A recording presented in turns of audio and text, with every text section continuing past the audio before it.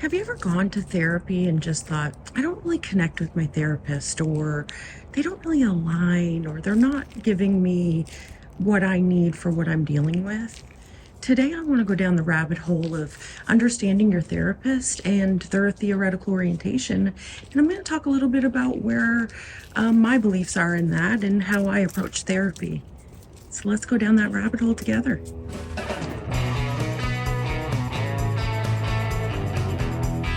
Hey, welcome back to Down the Rabbit Hole. I'm your host, Alexis Burton. Today, I want to talk a little bit about therapy in general.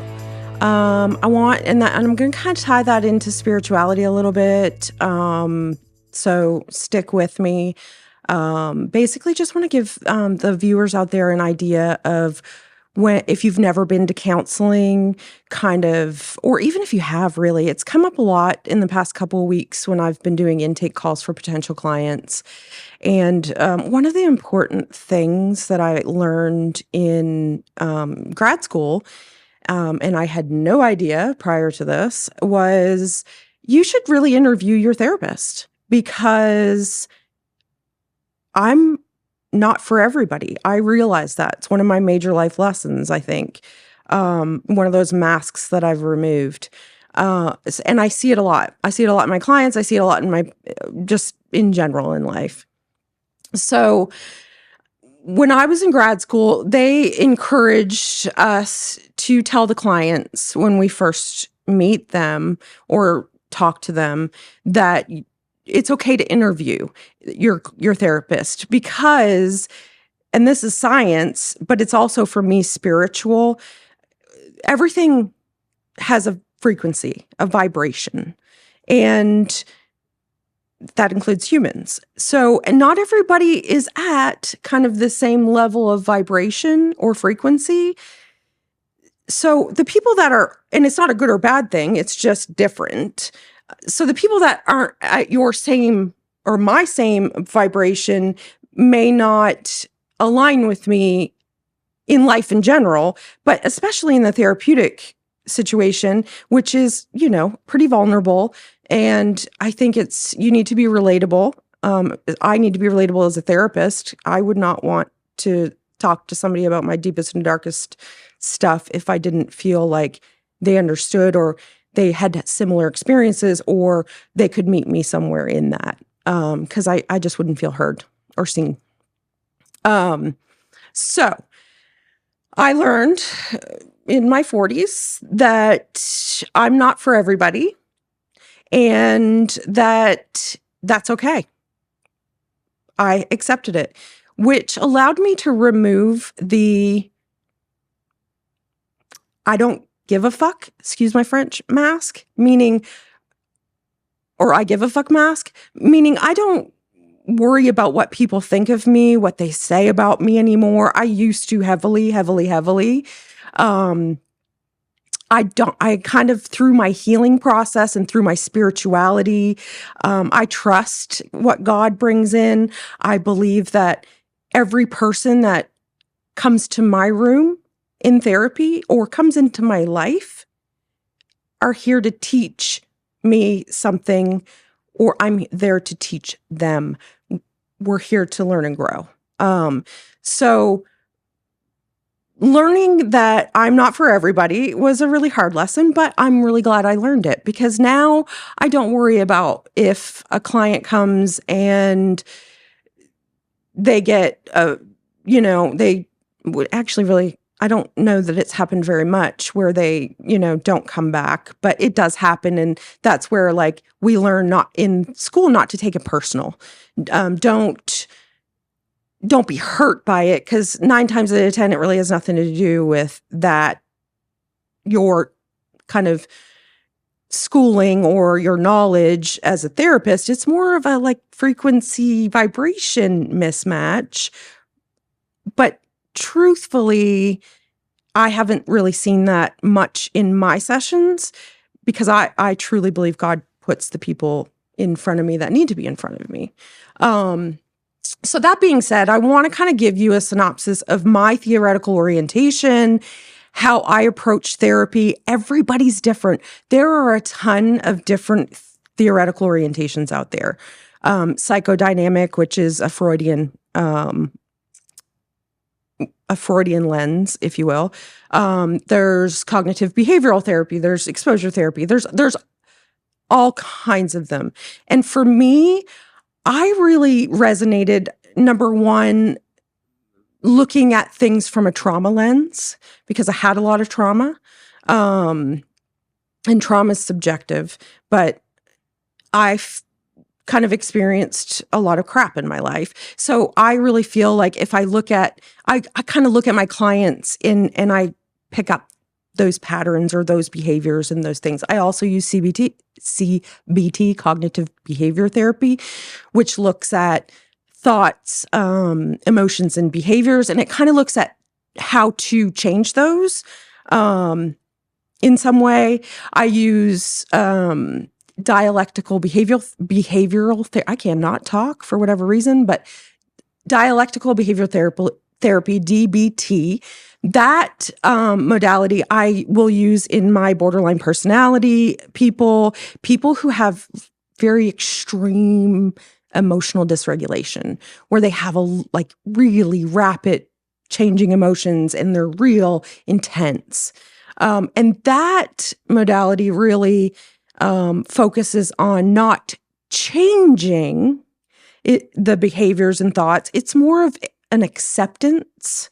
And it has great benefits. I also use it for my really high anxiety, doom and gloom negative thinkers, black and white, kind of the I love you, I hate you dynamic, where there's just, it's one extreme or the other. They don't have that kind of gray in between, which is typical in borderline personality disorder. So I also have used exposure therapy for my social anxiety. Typically, that's what I will integrate. And exposure therapy is exactly that. It's baby steps, not, if you have social anxiety, I'm not going to tell you to go to a concert with 40,000 people. I'm going to tell you, hey, instead of going through the drive-through to get your prescriptions at the pharmacy, I'm going to challenge you to go in and talk to the people in there, talk to the clerk, talk to a random person. So like little changes kind of eases your anxiety and makes it almost like convinces your brain that it's safe, because anxiety is kind of rooted in the need to control things, and we don't really have control over a lot. The only thing we can control as humans, as us, is our thoughts, actions, and reactions and emotions. So you can't control your external environment. You can't, to a great degree, I guess, but another modality that I have used is narrative therapy, which is a therapy. It's kind of like rewriting your story, looking at it from a different perspective. Therapy is a lot about seeing things from different perspectives, being able to, which can be difficult depending on your upbringing. But the main lens I use is a trauma lens. I am an EMDR therapist. I'm trained. So eye movement desensitization reprocessing is what that stands for. And that is a scientifically backed, all of them are scientifically backed, but this one is heavily researched, scientifically proven, and works really well with anxiety, depression, PTSD, and CPTSD. And in my opinion, CPTSD, which is not in our diagnostic manual, but probably will be in the next go round, is death by 1,000 paper cuts. It's like these little, whereas PTSD would be like one event that, was life-threatening, that triggers flashbacks and all of the things. Again, trauma's subjective, which means it can be anywhere from a big T trauma, which is like sexual abuse, physical abuse, any of like those kind of big T life-threatening things, to little T traumas, which is my sister calling me fat when I was growing up, or calling me, calling names, or what's wrong with you? Like kind of like those kind of are little T traumas. It's not like a big catastrophe. It's more, but it's a lot in different kind of areas of your existence: school, work, home, whatever that looks like. Again, subjective. Everybody's different. I tend to adapt my therapeutic approach depending on what my client needs. I do, we do intakes before, questions for them, and I go over that before I meet the client for the first time. And after talking to them for the first usually session, I'm like, okay, then I come up with my game plan. Okay, if they've had trauma, I'm gonna talk about EMDR and give them the option. They're in control of the session. If they don't feel comfortable with it, that's fine. But it's an option. I can also use CBT TF, which is TF-CBT, trauma informed cognitive behavioral therapy. But I really enjoy, I really think, and from what I've seen from a lot of my clients, and I've done it a lot, I've been doing it for about 2 years now. I got trained I took the training when I was still in school. Most people wait until after I was eager to, because I had done it myself prior to even signing up for school. And it's really life-changing. It really kind of takes those memories, those traumatic memories, and it, without talking about it and rehashing it, it's a brief kind of description of, and I use what I call tappers, and I should have brought them, but I didn't. And they buzz from side to side. Some people use like actual eye movement where they'll say follow the finger, or there's a light bar. You can do hearing, any type of bilateral stimulation will work. It's the same thing. So basically what it's doing is stimulating your brain, both sides of your brain, while you're processing and reprocessing traumatic memories. But you don't have to talk about it, and it's quick. It's a quick therapeutic approach. Talk therapy, when you're dealing with trauma, which doesn't always work, to be honest with you, and it can make it worse, can take a very, very long time, months, years, and nobody wants to rehash it every week or every other week. So what EMDR does, it's usually, anywhere between 8 to 12 weeks, depending. It could be a little bit longer. Weekly sessions. We have target memories, all of the things. If you want to know more about it, I can do a whole separate podcast on just EMDR, which I probably will, actually, to be honest with you. But I want just to let you know that when you're looking for a therapist, or you're thinking about maybe stepping into therapy for the first time, and I encourage everybody should. Every single person on this planet should be in therapy. Everybody needs a safe space to vent, to talk through things, to learn and grow. But I know there's a lot of people out there that, number one, can't afford it, or number two, are just resistant in it. And that's fine. Everybody has their own journey.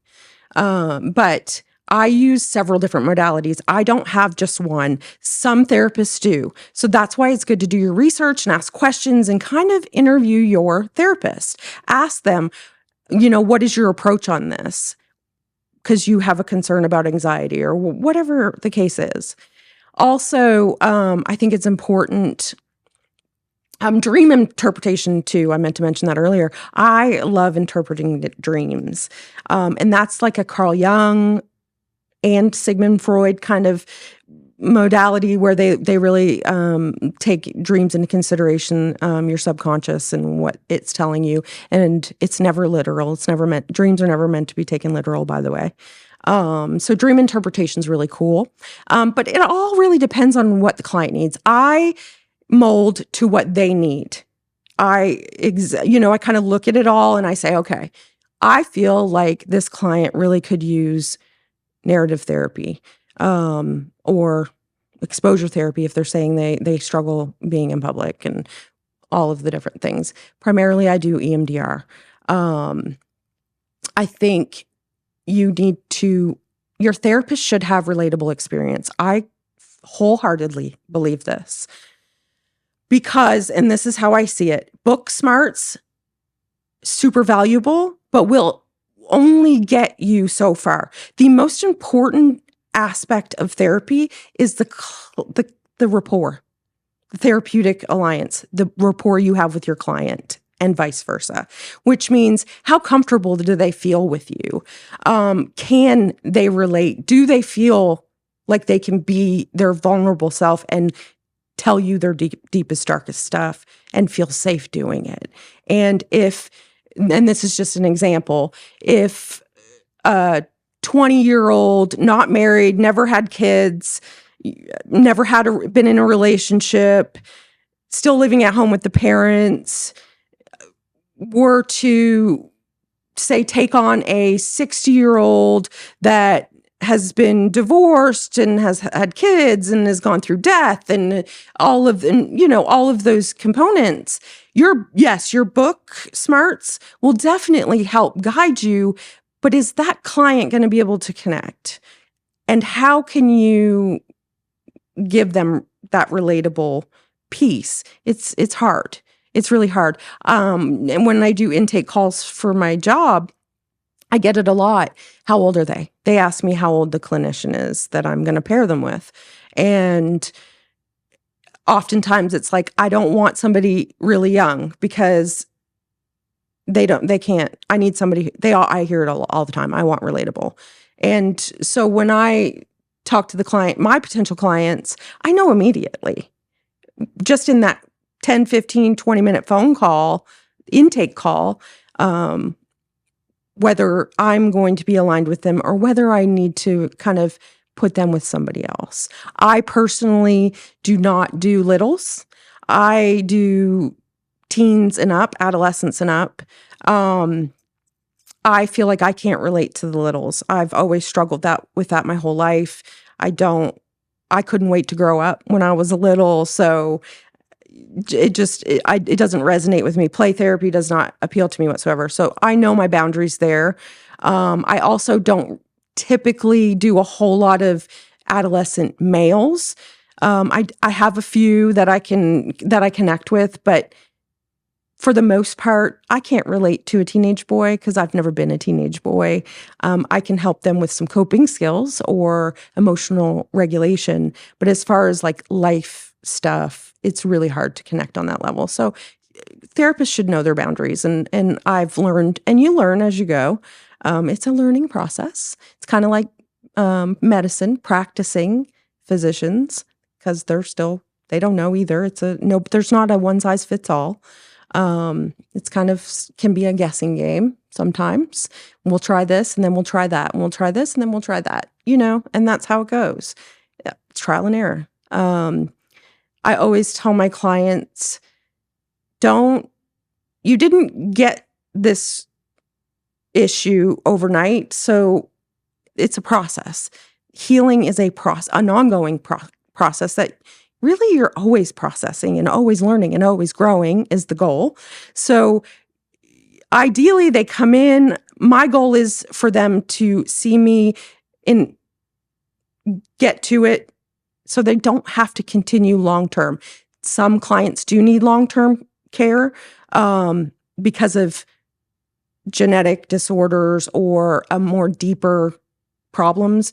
But for things like some anxiety or depression or ADHD or those kind of things, typically I would like to say, hey, give me a couple months. I'm going to get you where you need to be. And then you call me when you need me. Let's say, okay, let's go to every other week. And then we'll go to monthly. And then it'll be like, hey, let's do a 6-month checkup. And then it's like, hey, call or text me when you need me. Because life happens, shit happens, and you're going to get triggered by something eventually, or something bad's going to happen, meaning a death or a job loss or whatever, that you're going to want to process through. So then I'm a resource, an ongoing resource. I tell all of my clients, I love what I do. I'm here for you. Don't hesitate to reach out if you need me. Not everybody runs on that.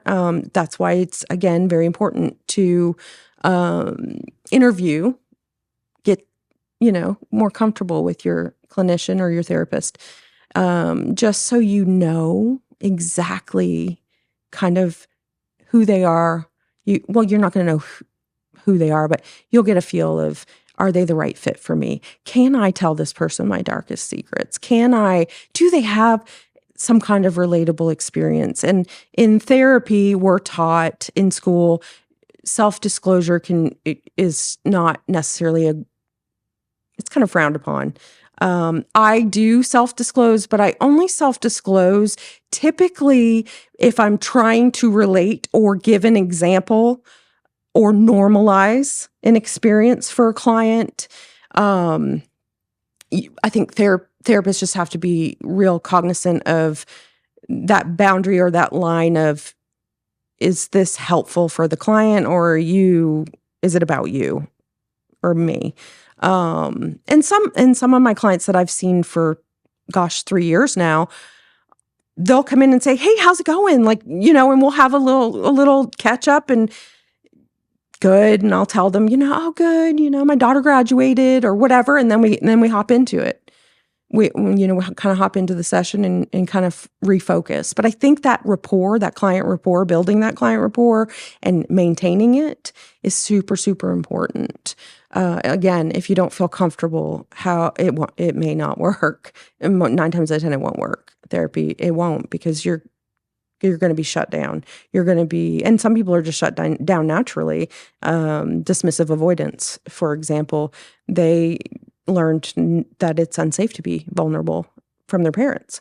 So there's all kinds of different aspects when looking for a therapist.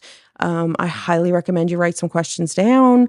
I highly recommend go by your intuition. Whether you're going to be in alignment with somebody or not. This came up in one of my sessions recently where my client was like, I made plans with this person, and I immediately, I'm sitting there and I'm like, I feel panicky, and I feel like I'm da da da. And then she went on to say, and as the plans were coming closer and closer, she dismissed it. And as the plans were coming closer and closer, things kept happening, and she kept having these feelings, and it was different from her normal anxiety. And she explained it, and she was very self-aware, because we've been working on that. Self-awareness, pattern recognition, and change. Those are my go-tos and when I talk about therapy in the first sessions. But I was explaining to her, and this is kind of also the spirituality piece of it, is that's your intuition, God, your higher self, whatever you want to label it, subconscious. Everybody has a different label talking to you.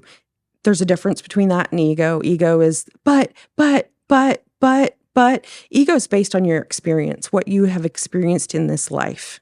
Emotions, situations. So it tends to be really negative, even though it's actually designed to protect you. It's a very negative experience that causes a lot of anxiety in people. So how I kind of explain it to my clients is, your intuition is just, I just know. It's just an all-knowing. It's like that feeling that my client had. She knew it was different from her regular anxiety. And then it kept popping up every time she would contact the person that she was going to hang out with, or she would think about whatever they were going to do. And granted, she still went through with it, which I'm proud of her for challenging herself in that. But it also gave her this awareness of,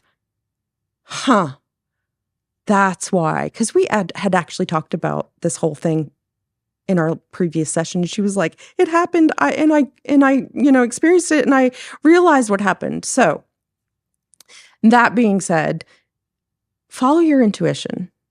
Your intuition will never steer you wrong. The but what if, the but, that definitely is going to cause wreak havoc. So just kind of use that as a guideline. Please, please, please. I just want to say thank you so much for the love and support. I know we kind of went on a hiatus for a while due to scheduling and all of the things, but I am so appreciative of all the love and support that I am receiving. This is me being extremely vulnerable.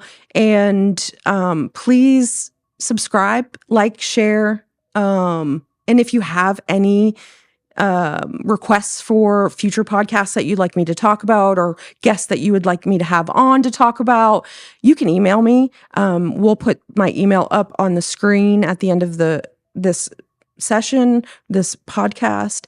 And or if you had any questions or comments, I'd love to hear from you. Comment on the video, whatever. So thank you so much, really, from the bottom of my heart. I really, really appreciate y'all. And we will see you next time.